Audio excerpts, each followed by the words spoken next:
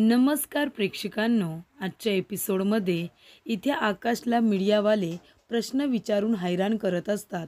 तर संकर्षण अधिकारी यांच्याबरोबर काही प्रतिष्ठित लोकांना फोटो काढायचे असतात. तेव्हा ते तिथून निघून गेल्यानंतर इथे भूमी एकटी उभी असते आणि त्याच्याबरोबरच इथे सूत्रसंचालिका उभ्या असतात. तेव्हा इथे मीडियावाले आकाशला विचारत असतात, आकाश सर, भूमी मॅडम तर तुमच्या वाईफ आहेत ना, मग त्या डॉक्टर संकर्षण अधिकारी यांच्याकडे कशा गेल्या? त्या दोघांनी लग्न कधी केलं? तुमचा डिवोर्स कधी झाला? आम्ही तर कोर्टाच्या बाहेर नेहमीच असतो, तुम्ही कधी आम्हाला तिथे दिसला नाहीत. असे बरेचसे प्रश्न विचारल्यानंतर आकाशच्या डोक्यावरती ताण येत असतो. तेव्हा अथर्व म्हणत असतो की हे बघा, तुम्ही शांत व्हा. तुम्हाला कळत नाही आहे का? आत्ताच आकाश इतक्या मोठ्या संकटातून बाहेर आलाय. प्लीज त्याला तुम्ही असे प्रश्न विचारून जास्त त्रास देऊ नका. तुम्ही शांत राहा जरा. तेव्हा इथे मीडियावाले म्हणत असतात, आम्हाला माहिती आहे आणि त्यांना ऑपरेटसुद्धा डॉक्टर संकर्षण अधिकारी यांनीच केले हे सुद्धा आम्हाला माहिती आहे. तेव्हा इथे मीडियावाले म्हणतात की हे बघा सर, तुम्ही सक्सेसफुल बिझनेसमॅन तर आहातच, पण तुम्ही तुमच्या पर्सनल आयुष्यामध्ये तुम्ही सक्सेस नाही झालात का? सांगा ना, तुमचा डिवोर्स कधी झाला? तेव्हा इथे भूमी आकाशकडे काण्या नजरेने बघते आणि ती सरळ तिथून पळ काढते, तिथून निघून जाते. तेव्हा इथे सूत्रसंचालिका मॅडम येतात आणि मीडियावाल्यांना आकाशपासून बाजूला करतात. त्या म्हणत असतात, हे बघा, बास झालं आता तुमचं. त्यांना जाऊ द्या, जास्त त्रास देऊ नका. थँक्यू तुम्ही इथे आल्याबद्दल, पण प्लीज तुम्ही आता त्यांना जास्त प्रश्न विचारू नका. असं म्हणून इथे सूत्रसंचालन मॅडम ह्या मीडियावाल्यांना आकाशपासून बाजूला करतात. तेव्हा इथे आकाशचं लक्ष फक्त आणि फक्त भूमीकडे असतं. अथर्व विचारतो, आकाश तू ठीक आहेस ना? तुला त्रास होत नाही आहे ना? तेव्हा आकाश म्हणतो, नाही मी ठीक आहे आकाश, मी आता जातो. तुम्ही सगळेजण इथेच थांबा, मी जरा वॉशरूमला जाऊन आलो, असं आकाश म्हणतो. आणि भूमी लिफ्टमधून तिथून चाललेली असते. तेव्हा आकाशसुद्धा जबरदस्तीने आता लिफ्टमध्ये येऊन त्याच उभा राहतो. तेव्हा भूमी म्हणत असते, आकाश तू हे काय करतोयस? पण आकाशला भूमीबरोबर बोलायचं असतं, म्हणून तो भूमीचा हात घट्ट पकडून ठेवतो. तेव्हा इथे भूमी म्हणत असते, हे बघ, संकर्षण अधिकारी यांना नाही आवडणार, तू प्लीज बाहेर जा बरं. पण आकाश काही ऐकत नाही. तेव्हा इथे रागिनी म्हणत असते, आकाश भूमीला नक्की कुठे घेऊन चाललंय? या दोघांचं काय बोलणं चालू असेल? असं इकडे रागिनी म्हणत असते. तेव्हा आकाश लिफ्टमधून भूमीला हाताला धरून आता आपल्याबरोबर घेऊन जात असतो. भूमी जे काही वागलेली असते ते आकाशला अजिबात पटलेलं नसतं. तेव्हा तो भूमीला घेऊन येतो, गाडीमध्ये जबरदस्तीने बसवतो आणि इथे गाडीचा दरवाजासुद्धा लॉक करून ठेवतो. भूमी दरवाजा उघडायला जाणार तेवढ्यातच तो गाडीमध्ये बसून गाडी सुरूसुद्धा करतो. तेव्हा इथे रागिनी बाहेर आलेली असते. ती बघत असते आकाश कशा पद्धतीने जबरदस्तीने इथे भूमीला आता गाडीमध्ये घेऊन तिथून निघून गेलेला असतो. तेव्हा रागिनी विचारात पडलेली असते की आकाश या वेळेला भूमीला कुठे घेऊन गेला असेल, काय बोलायचं असेल त्याला, असा प्रश्न तिला पडलेला असतो. तेव्हा भूमी म्हणत असते, आकाश हे सगळं काय आहे? का तू मला इथे घेऊन आलायस? तुला कळत नाही का तू काय वागतोयस ते? तेव्हा आकाश जोरजोरात टाळ्या वाजवायला लागतो आणि म्हणत असतो, वा भूमी वा, काय ॲक्टिंग करतेस गं तू? म्हणजे तुला काही फरक पडत नाही आहे, तुझं माझ्यावरती अजिबात प्रेमच नाही आहे हे दाखवण्याची काय ॲक्टिंग केली आहेस तू? तुला काय वाटतंय? तू जे काही वागतेस ते मला कळत नाही आहे असं वाटतंय तुला? तू कितीही प्रयत्न केलेस ना भूमी, कितीही प्रयत्न हे दाखवण्याचे की तुझं माझ्यावरती अजिबात प्रेम नाही आहे, तरीसुद्धा मला माहिती आहे तुझं अजूनही तेवढंच माझ्यावरती जीवापाड प्रेम आहे. हे न कळण्या इतपत मी काय तुला मूर्ख वाटतो का? आकाश म्हणतो, भूमी का वागतेस तू असं? का मला त्रास देतेस तू? तू त्या संकर्षण अधिकारी याच्याबरोबर त्याची बायको म्हणून आलीस? हे बघ, तुला चांगलंच माहिती आहे तुझ्या बाबतीत मी किती पॉझिटिव्ह आहे, माहिती आहे ना तुला? मग तरीसुद्धा त्या माणसाबरोबर तू का आलीस या कार्यक्रमामध्ये? तो जेव्हा तुझं नाव त्याच्याबरोबर जोडत होता ना, तेव्हा मला किती त्रास झाला असेल याचा विचारसुद्धा केला नाहीस तू. तरी ते संकर्षणने आता भूमी संकर्षण अधिकारी असं नाव घेतलेलं असतं. तेव्हा आकाश म्हणतो, जेव्हा मी त्याच्या तोंडून तुझं नाव ऐकत होतो ना, तेव्हा मला असं वाटत होतं कुणीतरी गरम शिशे माझ्या कानामध्ये ओतते की काय. तेव्हा मला असं वाटलं की कदाचित इथे वीज माझ्या अंगावरती पडावी आणि मी जळून खाक व्हावं. इथे भूमीसुद्धा दुभंगावी आणि तिने मला आपल्या पोटात घ्यावं, अशी माझी अवस्था झाली होती. आणि तू मला हा त्रास देत होतीस. तुझं मन इतकं कठोर कसं काय झालं? तुला माहिती आहे मी तुझ्या बाबतीत पॉझिटिव्ह आहे. तुला त्याच्याबरोबर बघितल्यानंतर मला त्रास होईल, तरीसुद्धा तू हे केलंस. म्हणजे मला इतका त्रास देण्यासाठी तू तुझं मन कठोर केलंस आणि मनाच्या विरुद्ध वागलीस का भूमी? तेव्हा इथे भूमी म्हणते, हे बघ आकाश, तू मला लवकरात लवकर इथून घेऊन चल आणि मला कार्यक्रमाच्या जागी सोड. नाहीतर संकर्षण खूपच जास्त पॅनिक होतील. त्यांना मी त्यांच्या नजरेआड झालेली अजिबात आवडत नाही. तेव्हा इथे आकाश म्हणतो, वा, किती ॲक्टिंग करशील, किती नाटक करशील हे दाखवण्यासाठी की तुला काही फरकच पडत नाही आहे. तुझं माझ्यावरती प्रेमच नाही आहे, बरोबर ना? सांग ना भूमी, तू कुठल्या इतक्या दबावाखाली आहेस की त्यासमोर तुला माझं प्रेमच दिसत नाही आहे? म्हणजे तुला मला त्रास देण्यामध्ये काही आनंद होतो आहे की काय? तेव्हा आकाश म्हणतो, भूमी, मला माहिती आहे तू जे काही वागतेस ना त्याच्यामागे नक्कीच काहीतरी कारण आहे. पण मी तुला विचारतोय ना, ते कारण काय आहे? मग तू का मला सांगत नाही आहेस? मी तुला म्हणालो की कार्यक्रमाच्या जागी तू माझ्याबरोबर चल, पण तू नाही आलीस. तू संकर्षण अधिकारी बरोबर त्याची बायको म्हणून आलीस, त्याच्याबरोबर स्टेजवरती गेलीस, बरोबर ना? आणि जो पुरस्कार तू माझ्याबरोबर स्वीकारायला हवा होता, तो पुरस्कार तू डॉक्टर संकर्षण अधिकारी याच्याबरोबर स्वीकारलास. म्हणजे तू इतकं का मला त्रास देतेस? मला खरंच कळत नाही आहे. तुला माझं प्रेम कळत नाही आहे का? तू हे सगळं कुणाच्या तरी दबावाखाली येऊन करतेस, बरोबर की नाही? मग सांग ना, का करतेस तू हे सगळं? तेव्हा इथे भूमी एकाही प्रश्नाचं उत्तर द्यायला तयार नाही आहे. आकाश म्हणतो, भूमी, जोपर्यंत तू मला सांगत नाहीस ना की हे सगळं तू का करतेस, तोपर्यंत मी माझे प्रयत्न थांबवणार नाही आहे. कळलं तुला? मी या गोष्टीच्या मुळाशी जाण्याचा नक्की प्रयत्न करेन की हे सगळं करण्यामागे काय कारण आहे. तेव्हा इथे आता भूमी म्हणत असते, आकाश प्लीज, काय सारखं तेच तेच तेच म्हणतोयस? मी सांगितलं ना एकदा तुला, मला तुझ्याबरोबर राहायचं नाही आहे. मी माझ्या आयुष्यातून पुढे निघून गेले, मूव्ह ऑन झाले मी. तुला हे एक्सेप्ट करायचं नाही आहे? मग तुला जेव्हा एक्सेप्ट करायचं असेल तेव्हा कर. आणि तोपर्यंत तुला जर असं तडफडत राहायचं असेल ना, तू राहा, मला काही फरक पडत नाही आहे. तेव्हा इथे आकाश म्हणतो, हे बघ भूमी, बघ तू हे जे काही तू वागतेस ना सगळं नाटक आहे. तू माझी भूमी नाही आहेस. खरंच सांगतोय, तू ती भूमी नाहीच आहेस. ही कुणीतरी वेगळीच आहे. ती भूमी कधीच मला त्रास देणार नाही. म्हणजे माझं प्रेम, माझा त्रास तुला दिसतच नाही आहे. एवढी कुठली ती मोठी गोष्ट आहे जी माझ्या प्रेमापेक्षाही तुला महत्त्वाची वाटते आणि त्यामुळे ती गोष्ट तू माझ्यापासून लपून ठेवली आहेस? अशी कुठली गोष्ट आहे ती? तेव्हा भूमी म्हणते, आकाश, कुठलीच गोष्ट नाही आहे. कळलं तुला? मला तुझ्याबरोबर राहायचं नाही आहे. हा माझा फायनल डिसिजन आहे. तुला जर इतका त्रास होत असेल तर त्या डिवोर्स पेपरवरती साईन कर आणि ते डिवोर्स पेपर कोर्टामध्ये सबमिट कर. तेव्हा इथे आकाश म्हणत असतो, ठीक आहे, तू हे जे काही करतेस तू थांबवणार नाही आहेस ना? तू मला सत्य सांगणार नाही आहेस ना? हे तू का करतेस? कुणाच्या दबावाखाली येऊन करतेस? कशासाठी करतेस? नक्की कारण काय आहे हे सगळं वागण्यामागे? तू मला सांगणार नाही आहेस. पण आता बघ मी काय करतो. आता माझं प्रेम आहे ना, तेच तुझ्याकडून सगळं सत्य वधून घेईन. आता मी असं काहीतरी करेन ना की तुला भाग पाडेन. सगळं सत्य तू स्वतःच्या तोंडाने येऊन मला सांगशील. आता माझं प्रेम तुला कुठे नेऊन ठेवतं ना ते बघच तू. आतापर्यंत शांतपणे सगळं काही हँडल करत होतो, तुला विचारत होतो, पण तू माझ्या प्रश्नाचं उत्तर द्यायला तयार नाही आहेस. मग आता बघ मी पण काय करतो ते. हे सगळं करण्यामागे नक्की काय कारण आहे ना, हे मी जाणून घेतल्याशिवाय मी स्वस्थ बसणार नाही आहे. आता बघ मी काय करतो. तू स्वतः येशील मला सत्य सांगायला आणि मला कळेल की हे नक्की करण्यामागे काय कारण होतं. माझं प्रेम हे सगळं करणार आणि तुला भाग पाडणार माझ्याजवळ परत यायला. कळलं तुला भूमी? तेव्हा इथे आकाश भूमीला आता खूप बोलतो, पण भूमी सत्य त्याला सांगत नाही, कारण ते कॉन्ट्रॅक्टमध्ये तसं नमूद केलेलं असतं. इथे संकर्षणने भूमीला आधीच सांगितलेलं असतं की आपल्या या कॉन्ट्रॅक्टबद्दल आपल्या दोघांनाच माहिती असेल, तिसऱ्या कुठल्याही व्यक्तीला माहिती नसणार आहे. त्यामुळे इथे भूमी आकाशला काही सांगत नाही. पण इथे भूमीचं गप्प बसणं आकाशला त्रासदायक वाटतं. त्याच्यासाठी ते त्रासदायक ठरतं, कारण तो म्हणत असतो की तू जे काही वागतेस त्याने माझ्या मनाला किती वेदना होत आहेत ना, हे तुला कळणार नाही आहे. माझ्या मनामध्ये इथे कुणीतरी सपासप वार करते असंच वाटते मला. तेव्हा भूमी रडत असते आणि रडता रडता ती आकाशची माफीसुद्धा मागते. त्यानंतर प्रेक्षकांनो, इथे अथर्व आणि मानसी दोघेजण आकाशला शोधत असतात. अथर्व म्हणत असतो की मानसी, आकाश बाहेरसुद्धा नाही आहे.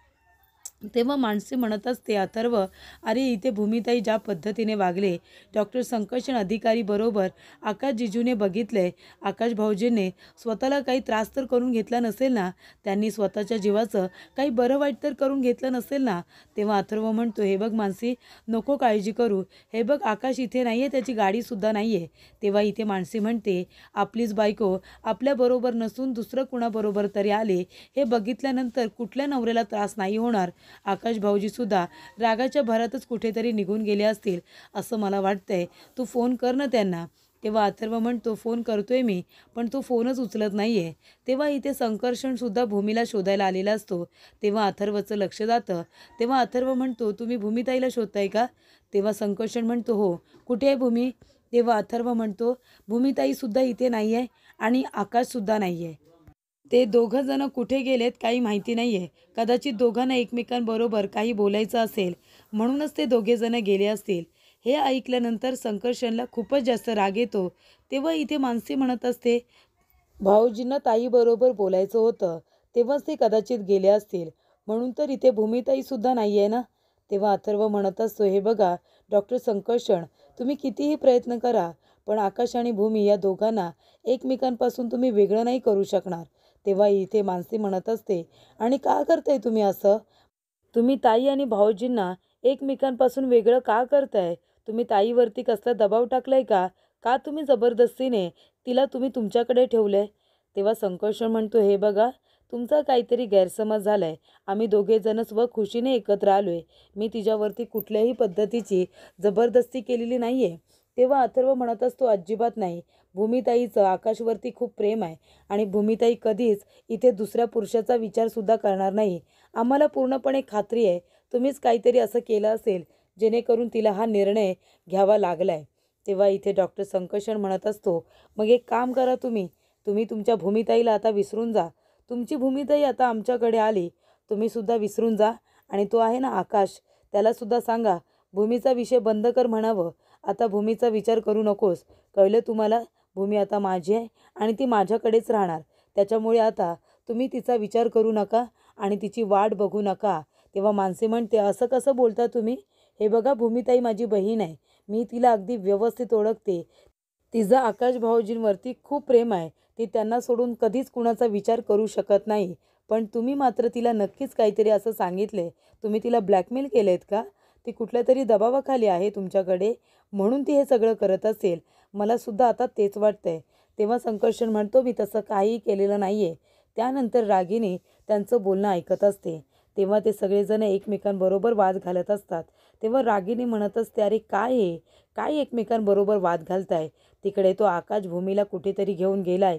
जर त्या आकाशने भूमीला इमोशनल ब्लॅकमेल केलं ना, तर ती भूमी सगळं काही सांगेल त्याला आणि मग आकाशला कळेल की भूमी संकर्षणकडे का गेले. तरी त्या आकाशचा जीव वाचवण्यासाठीच भूमी संकर्षणकडे गेले, हे जर आकाशला कळलं तर मात्र काही खरं नाही. मग तो भूमीला स्वतःकडे आणल्याशिवाय स्वस्थ नाही बसणार.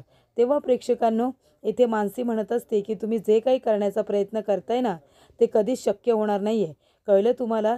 तेव्हा संकर्षण म्हणतो, ते वेळ आल्यानंतर कळेलच. तेव्हा इथे मानसी म्हणते, अथर्व चल, आपल्याला भाऊजींना शोधायचं आहे. तेव्हा इथे संकर्षण भूमीला फोन करत असतो. तेव्हा रागिनी तिथे येते आणि म्हणते की डॉक्टर संकर्षण, तुम्ही भूमीला फोन करताय का? तेव्हा संकर्षण म्हणतो, हो. तेव्हा रागिनी म्हणते की बघा ना, आकाश भूमीला कुठेतरी घेऊन गेले गाडीतून. दोघेजण कुठे गेलेत काय माहिती. मला तर काळजी वाटते हो, ही भूमी नक्की काय करण्याचा प्रयत्न करते, मला खरंच काही कळत नाही आहे.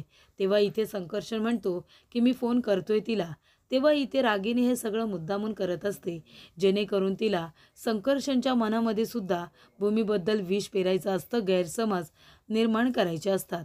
म्हणून रागिनी हे सगळं आता मुद्दामून जाणून बुजून करत असते.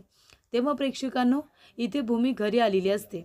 घरी आल्यानंतर ती क्षितिजाला झोपवत असते आणि एका बाजूला आकाश जे काही बोललेला असतो ना, ते भूमीला आठवत असतं. आकाश म्हणालेला असतो की भूमी, काहीही झालं ना तरीसुद्धा मी तुझा इथे पाठलाग करणं सोडणार नाही आहे. तू माझी बायको आहेस आणि मी तुला माझ्याकडे परत आणल्याशिवाय स्वस्थ बसणार नाही आहे. किती विचारतोय ना तुला की नक्की काय घडले, असं काय कारण आहे. पण तू मला सांगायला तयार नाही आहेस भूमी. पण मी स्वतः आता जाणून घेणार आणि तू मला येऊन सांगशील. अशी परिस्थिती निर्माण करणार की तू स्वतः येऊन मला सांगशील की नक्की मला सोडून जाण्यामागे काय कारण आहे ते. का तू डॉक्टर संकर्षणकडे गेलीस हे मी विचारणारच. तेव्हा इथे भूमी म्हणत असते की क्षितिजा, मला बोलायचं आहे बाळा तुझ्याबरोबर. तुलासुद्धा बाबाची आठवण येते ना? मलासुद्धा बाबाची खूप आठवण येते. तू समजू शकतेस गं मला काय म्हणायचं आहे ते. कारण तूसुद्धा बाबापासून दूरच आहेस ना. मग तुला जशी बाबाची आठवण येते तशी मलासुद्धा खूप आठवण येते. असं वाटते सगळं सोडावं आणि आकाशकडे सरळ निघून जावं. तेव्हा तिथे संकर्षण आलेला असतो आणि तो भूमीचं बोलणं ऐकतो. तेव्हा संकर्षण म्हणतो, कुठे गेली होतीस तू? तुला किती वेळा सांगितलं की आकाशबरोबर बोलण्याचा प्रयत्न करायचा नाही म्हणून. मग का त्याच्याबरोबर गेली होतीस तू? काय म्हणाला तू तुला? कुठे घेऊन गेला होता? तेव्हा भूमी म्हणत असते की तुम्हाला जे हवं होतं तो इम्पॅक्ट पडला आहे. तर इथे आकाश जे काही बोललेला असतो ते भूमी संकर्षणला सांगत असते की आकाश म्हणालेला असतो की सत्य काय आहे ना ते मी जाणून घेणारच आणि तोपर्यंत मी शांत बसणार नाही जोपर्यंत मी तुला घरी घेऊन जात नाही. तेव्हा संकर्षण म्हणतो, मला वाटलंच होतं, हा आकाश काही सहजासहजी गप्प बसणार नाही आहे. तो तुझा पाठलाग करणार, तुला विचारणार हे मला आधीपासूनच माहिती होतं आणि या सगळ्याला सर्वस्वी तू जबाबदार आहेस. कळलं तुला? का गेलीस तू त्याच्याबरोबर? तेव्हा इथे आता भूमी म्हणत असते, मी काय म्हणते तुम्हाला, हे बघा, तुम्हाला आकाशला जो काही त्रास द्यायचा होता तो तुम्ही दिला असं मला वाटतं. आता तुम्ही आकाशला अजून छळू नका प्लीज. आपण हे नाटक आताच्या आता इथे थांबूया का? तेव्हा संकर्षण म्हणतो, का का नाटक थांबूया? हे नाटक थांबवल्यामुळे माझी पल्लू परत येणार आहे का? नाही ना. माझी पल्लू परत येणार नाही आहे. मग आकाशची बायकोसुद्धा त्याला मिळणार नाही आहे. तुम्ही अजिबात त्याच्याकडे जायचं नाही. मी जोपर्यंत सांगत नाही तोपर्यंत हे नाटक सुरूच राहणार. कळलं तुम्हाला? आणि तुम्ही ना आता जास्त आकाशचा विचार करू नका. तुम्ही जरा आता ओजसकडे लक्ष द्या. फोकस तुमचा ओजसवरती असला पाहिजे. मला माझ्या मुलाच्या चेहऱ्यावरती हसू बघायचं आहे. त्याच्या चेहऱ्यावरती स्माईल बघायचं आहे. त्यासाठी तुम्ही काहीतरी एफर्ट्स घ्या, असं संकर्षण भूमीला सांगत असतो. तेव्हा भूमी म्हणत असते की तुमची बायको गेली ही दुर्दैवाने गेली. त्याच्यामध्ये खरंच कुणाची काही चूक नाही आहे. तेव्हा इथे तुम्ही मात्र जाणून बुजून माझ्या आकाशला त्रास देत आहे. माहिती असूनसुद्धा तुम्ही आकाशच्या बायकोला म्हणजे मला आणि माझ्या मुलीला माझ्या आकाशपासून दूर ठेवताय. हे तुम्ही चांगलं करत नाही, असं इथे भूमी सारखी आपल्या मनामध्ये म्हणत असते. त्यानंतर प्रेक्षकांनो, इथे आकाश भूमीचा, त्याचा आणि क्षितिजाचा फॅमिली फोटो बघत असतो. तो तिथे उभा असताना त्या ठिकाणी रागिनी आलेली असते. रागिनी म्हणत असते, आकाश कुठे गेला होतास तू भूमीला घेऊन? सांग ना, कुठे गेला होतास? आम्ही किती शोधलं तुला सगळीकडे. फोनसुद्धा केले होते. फोन का नाही उचललास तू? कुठे गेला, कुठे होतास? तेव्हा आकाश म्हणत असतो, आत्या, मी भूमीला खूप विचारण्याचा प्रयत्न केलं की नक्की तिच्या वागण्यामागे काय कारण आहे. पण तिने मला काही सांगितलेलं नाही आहे. तेव्हा रागिनी म्हणते, बघितलं तुम्ही सगळ्यांनी, इथे भूमी काही बोलायला तयार नाही आणि तरीसुद्धा हा मुलगा मागे पुढे करतोय. अरे काय केलं त्या भूमीने, तुला आठवत नाही आहे का?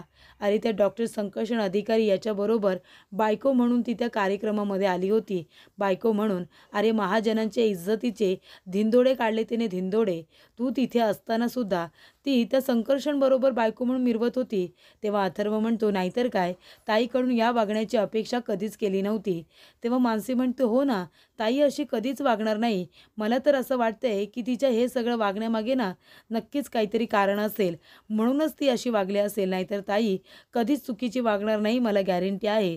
तेव्हा इथे रागिनी म्हणत असते, अगं काय बोलतेस तू मानसी? तुला तरी कळतंय का? अगं इथे ती भूमी आकाशला सोडून त्या संकर्षणकडे गेले आणि त्याच्याबरोबर ती बायको म्हणून पार्टीमध्ये मिरवते, सगळ्यांना सांगते. आणि तुला काय वाटतं, हे सगळं भूमीने जाणून बुजून केलेलं नाही आहे, तर ते काहीतरी कारण असेल म्हणून घडले असं म्हणायचं आहे तुला? आतासुद्धा तू तुझ्या बहिणीला पाठीशीच घालायचं काम करतेस का? तेव्हा इथे रागिनी म्हणते, पण मला भूमीचं वागणं अजिबात पटलेलं नाही आहे. तिने जे काही केलं आहे ते चुकीचंच आहे. तेव्हा प्रेक्षकांनो, इथे आता आकाश बोलत असताना सगळे फोटोज काढतो. सगळे फोटोज भूमीचे आणि त्याचे जेवढे असतात तेवढे सगळे काढतो. तेव्हा रागिनी म्हणते, बरं झालं हे फोटोज तू काढलेस. दे बाबा एकदाचे इकडे, आगच लावून टाकते या सगळ्या फोटोंना. तेव्हा रागिनी ते फोटो खाली टाकते आणि त्या फोटोंना आग लावायला जाणार तेवढ्यातच आकाश येतो आणि ती इथे आता माचीची काडी जी इथे रागिणीने पेटवलेली असते ती फुंकर मारून विझवतो. तेव्हा इथे रागिणी म्हणते, आकाश काय करतोयस तू हे? तेव्हा आकाश म्हणतो, आत्या तू काय करतेस? हे बघ, हे फोटोज मी काढून ठेवलेत, पण हे भिंतीवरती मी परत लावणार आहे. पण मी तेव्हाच हे फोटो भिंतीवरती लावणार आहे तेव्हा मी भूमीला या घरामध्ये घेऊन येईन. त्यासाठी हे फोटो मी काढून ठेवलेत, ते जाळून टाकण्यासाठी नाही. भूमी जरी आता माझ्याबरोबर नसेल, मी हे फोटो भिंतीवरून काढून ठेवले असतील, पण याचा अर्थ असा होत नाही की मी भूमीला माझ्या आयुष्यातूनच बाजूला काढले. अजिबात नाही. भूमी माझी आहे, माझी होती आणि माझीच राहणार. तेव्हा इथे रागिणी मनामध्ये हसत असते. ती म्हणत असते की काय हा आकाश, ती भूमी एवढं सगळं करते तरीसुद्धा याचं संपूर्ण मन हे भूमीकडेच आहे. तेव्हा इथे यांचा काहीतरी बंदोबस्त करायला हवा असं ती म्हणत असते. तर इथे भूमी येते आणि म्हणते, काका काय करताय तुम्ही? तुम्ही ओजससाठी दूध घेऊन जाताय का? तेव्हा काका म्हणतात, हो, ओजसला इथे चॉकलेट मिल्क आवडतं ना, त्याच्यासाठी मी चॉकलेट मिल्क तयार करतोय. तो इथे नॉर्मल दूध नाही पीत. तेव्हा इथे भूमी म्हणते, चॉकलेट मिल्क? आणि तिला आठवतं ज्या वेळेला इथे आकाशची मनस्थिती ठीक नसते, तो जेव्हा इथे लहान मुलांप्रमाणे वागत असतो, तेव्हा भूमीने त्याला विचारलेलं असतं की तुला काय हवं आहे? तेव्हा तो म्हणालेला असतो की मला दूध नको आहे, मला चहा नको आहे, मला चॉकलेट मिल्क हवं आहे. तेव्हा भूमी म्हणते, काका मी ओजससाठी चॉकलेट मिल्क बनवू का? तेव्हा इथे काका म्हणतात, नाही, मी तुला सांगितलं असतं, पण ओजस पिणार नाही ना ते, तो तुझ्यावरती रागवेल. तेव्हा राहू दे, मी करतो. तेव्हा भूमी म्हणते, काका तो रागवेल, पण मला माझे प्रयत्न करायला हवेत ना.